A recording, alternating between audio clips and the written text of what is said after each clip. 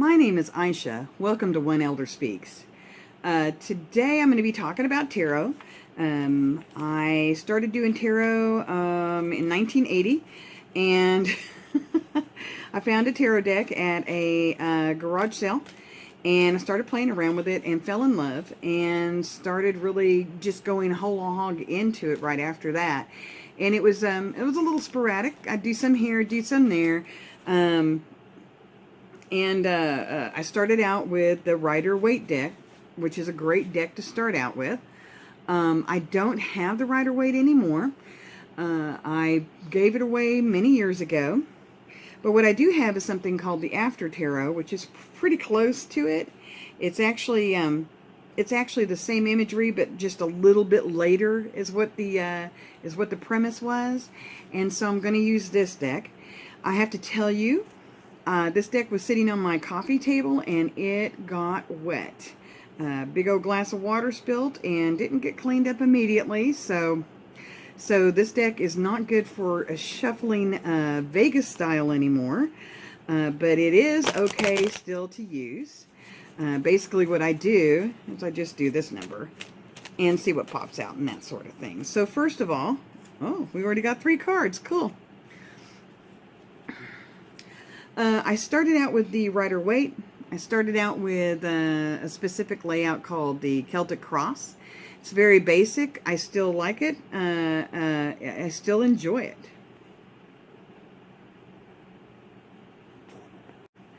Let's go ahead and put this back in the deck for now, because I'm just going to do just kind of a shuffle. And then what we're going to do is just a regular pull from the top kind of reading.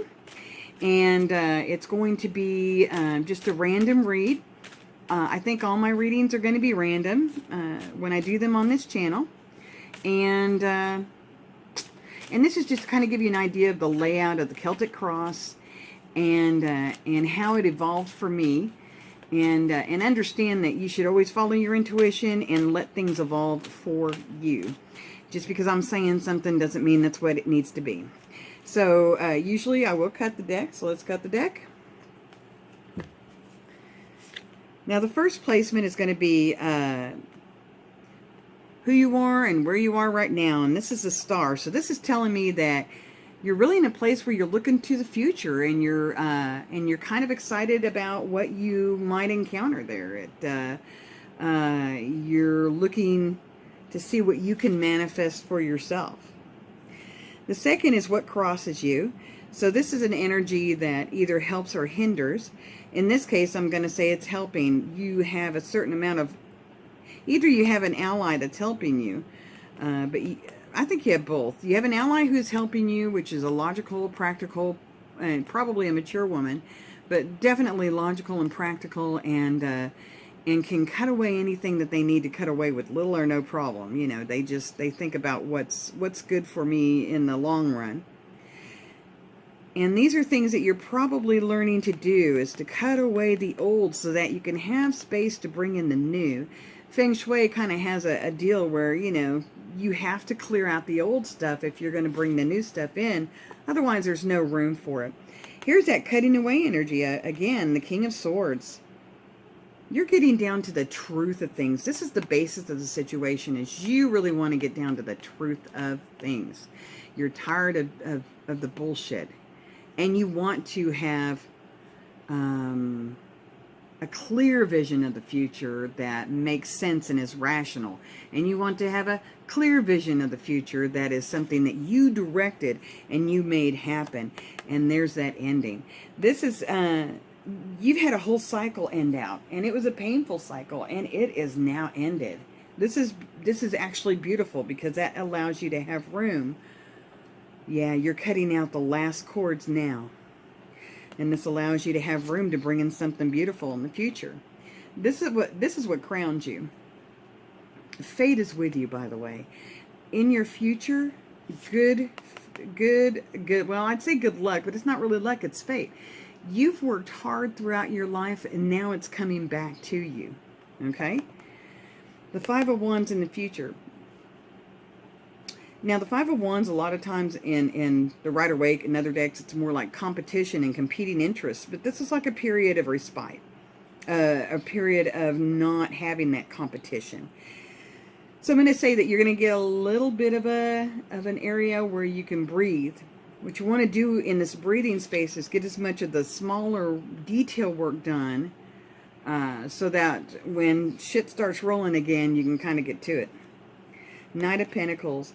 You're willing to go at this in a slow and steady pace. You're willing to put your commitment on it. You're willing to, you're willing to make it happen and to see it through.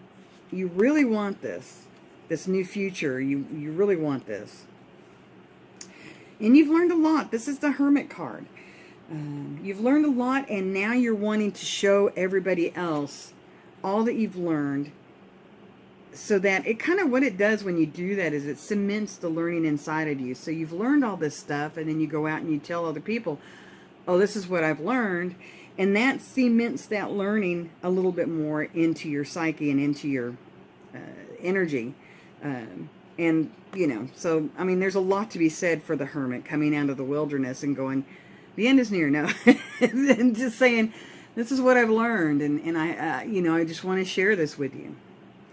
You have Temperance in the hopes and fears. Your hopes are that everything is equal, and your fears are that everything will be unequal. But, Temperance always says ride the middle road and just relax, or try to relax, because there's two things about Temperance that I really think are very interesting.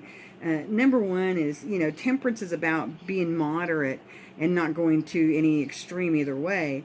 But Temperance is also how you temper metal, is you beat the shit out of it and stick it in the water to cool it down. You stick it back into the fire and heat it right up. Stick it on the anvil, beat the shit out of it. Stick it in the water, stick it in the fire, stick it on the anvil, beat the shit out of it. You make steel stronger by stressing it and then allowing it to heal, and stressing it and allowing it to heal. On some level, this is exactly what we're doing on this plane of existence. It is the path. And so not to get too freaked out about that path. Oh, and there is change. That is actually my card. I am a Scorpio sun, and there's the sun, and there's my Scorpio. Death is all about change. So it's all about internal changes. The Tower is more like external changes, but death is like you're changing. Your programming is changing. The way that you think about things, the way that you perceive things is changing. So this is like a lot of hope here. You've got major arcana cards, Hermit, Temperance, Death, and Star. It's a lot of majors, so this is a major time for change for you. This is a good time. This is 1, 2, 3, 4, 5. Yeah. You've got, half of them are majors. So this is a very auspicious time for you. It's time for you to grow. This is just a time for you to ascend, to grow, to be a different person than what you've been in the past, because that programming is now dead. Wow, I like this reading. This was fantastic. This is to show you, now this is an outcome. You can also go through now at this point, and you can pull more cards on different things and get more information on these individual things. Generally what I'll do is I'll say, do you have any questions?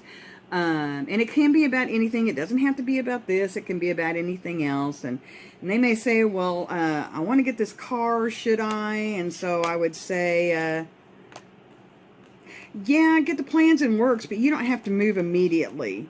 Because you have this card of rest and healing, there may be a time where you need to get an idea of what it is that you want before you go after it. The Three of Wands, that's that go after thing, So figure out what you want first and then go out and get it. Don't look and just buy on the whim, but go ahead and figure it out first. Like what I did is I got on Consumer Reports and I looked to all the used cars and how they did, and that's, and then I picked out what car I wanted and in between what year range and what miles I wanted to see on it. And then I went out and looked for my car, and that's what this is saying. So you can ask any question that you want and get the answers that you're looking for. Okay, so I'm going to be doing these little tidbit tarot things for a while, I think, and then when I get bored with that, I guess I'll do something else. So I've got more decks, I've got more layouts, and I've got lots of things that I've learned over the years that I'll impart. So I hope you stick with the channel, and I appreciate you being here. And I hate signing off. I suck at it. So I'm signing off. Bye, y'all.